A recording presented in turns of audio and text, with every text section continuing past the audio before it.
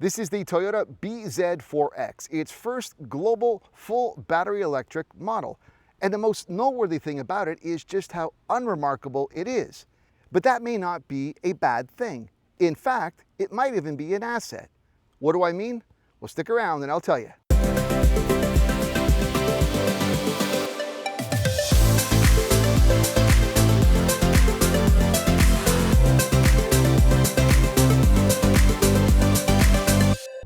As I said off the top, this is the Toyota bZ4X, not Z for my American friends and followers, because I am in Canada and all English-speaking countries in the world say the last letter of the alphabet as Z, not Z.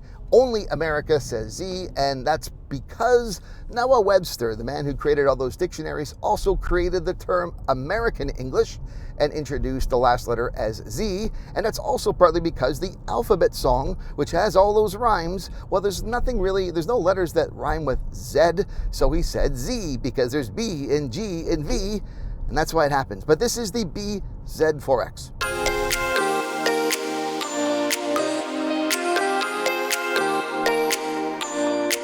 If you look at the exterior of the bZ4X and think that it looks a lot like other Toyota SUVs such as the RAV4, you'd be correct. And this familiarity is fully intentional, as Toyota designers wanted their first fully electric vehicle to be distinct in origin but familiar in overall design.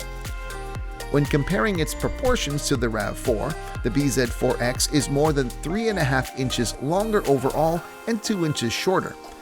But despite the familiarity, there are several design elements that make the bZ4X completely unique in the Toyota family.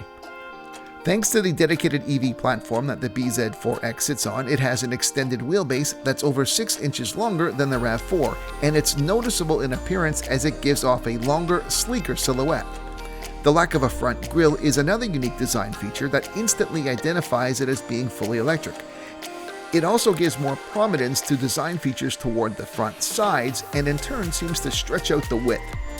The rear is more blunt and prominent, with the same visual effect of drawing your eyes to the corners and the tail lamps that are connected visually to the single LED lamp across the tailgate.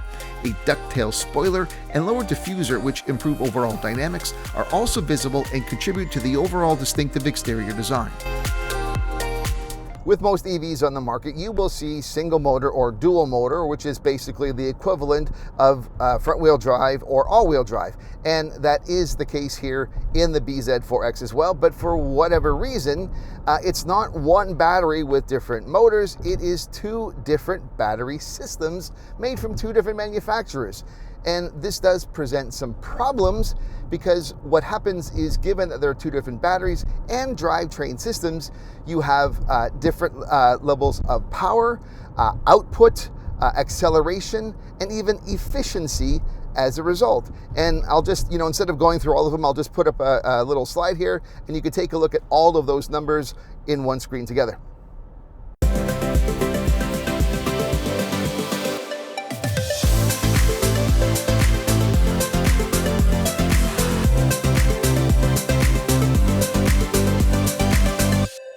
The other thing that's different and unique with two different batteries, and this I've never really seen before in another EV, is with respect to fast charging. Not only would you have different charging times, and I guess that's somewhat expected, but you have different capacities in terms of what it can take. I've never seen this before. The single motor front wheel drive system, its battery can take up to 150 kilowatts in a DC fast charger. But with the all-wheel drive system, it drops to only 100. That really is a strange thing. And it's a disadvantage too. I mean, you have something that's more powerful, but it's going to take you a lot longer to actually charge up to whatever 80% or 100%. It just seems strange. Because this bZ4X has the two different batteries with different charging capacities, it leads credence to an argument I often make when it comes to the selection of whether you want in an EV having all-wheel drive, dual motor, or front-wheel drive, or single motor. Now here in Canada, Canadian drivers have this bias or preference for all-wheel drive. It's always been the case. Product planners are very likely to make models all-wheel drive standard throughout, and that really leads because of the fact that we do have winter here, and all-wheel drive is seen as better in winter conditions. But I often argue with electric vehicles, given the fact that batteries are placed below the driving area, and it's a heavier vehicle. The planted stance, the planted nature, the stability in winter conditions of driving an EV with only a single motor is pretty good. It's not something you have to have. And of course, you know, the trade-off when you go from single motor to dual motor in an EV is, I mean, a dual motor will have more power, but you're going to lose range. So if you want something that's more efficient and you don't really care too much about power, then, you know, you would want to go for a single motor. Even in winter conditions, that's something I usually say. I mean, you put winter tires on, of course, but it's not that big a deal as it might, say, be with a gas vehicle. And when you now, with the bZ4X, factor in the slower charging capacity, it really becomes a strong argument that if you are going to go for this vehicle, you really don't want to consider the all-wheel drive. It's more expensive, it has less range, it may be more powerful, but not significantly so, and it's going to take you longer to charge. It makes it a hard argument in favor of an all-wheel drive system with this bZ4X.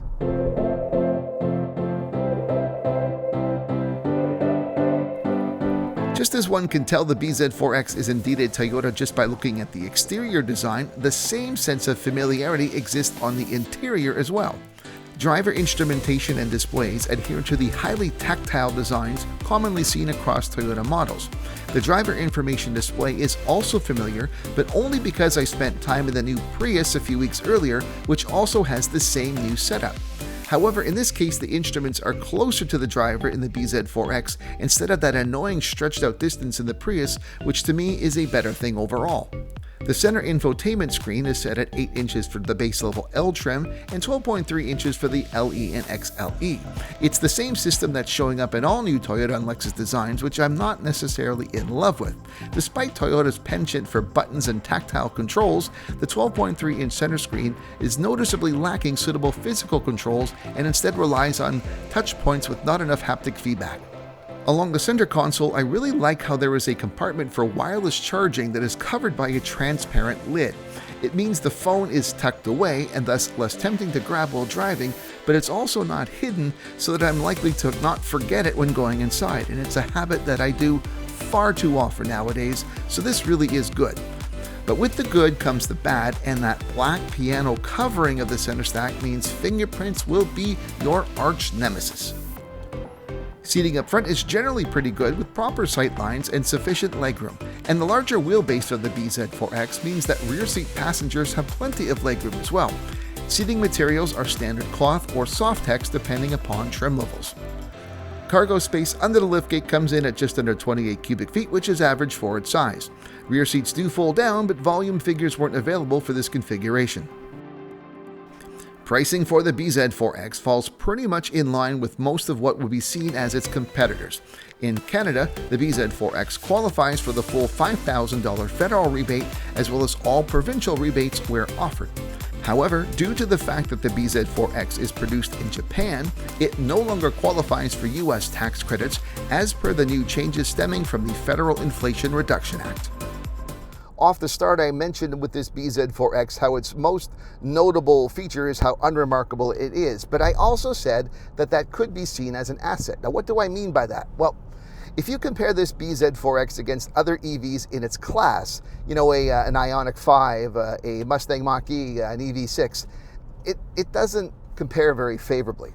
But I don't think that's the way to compare this vehicle. Instead, if you compare this bZ4X against other Toyota vehicles, other members of its own family, then that's where I think it does particularly well. You see, to me, I think the real secret to success for this bZ4X is to get other Toyota brand loyalists from their ICE or maybe their hybrid into this EV. And that's because if you think about what really sells well in Toyota, their best-selling vehicles, the Corolla, which until recently was the top-selling vehicle in the world, or the Camry, or the RAV4, what makes them so successful is not how exciting they are, not how dynamic in performance or design they are, but rather how bland they are, how rather pedestrian they are. And to that end, I think this bZ4X falls exactly in line. There's nothing I can say about this vehicle that I hate. There are annoyances, but not to the point of hate. And there's also nothing I can say about this vehicle that inspires me to say, yeah, I have to have it. So by that token, it's really a perfect Toyota vehicle. And if you want to get somebody from, say, a gas Toyota, a hybrid Toyota into this EV, well, then that's where this could be an opportunity. Of course, though, that also leads to the question, does Toyota want to actually convert people into EVs? And well, to be honest, I can make an entire video of that altogether separate from this argument, and maybe I will, but not right now.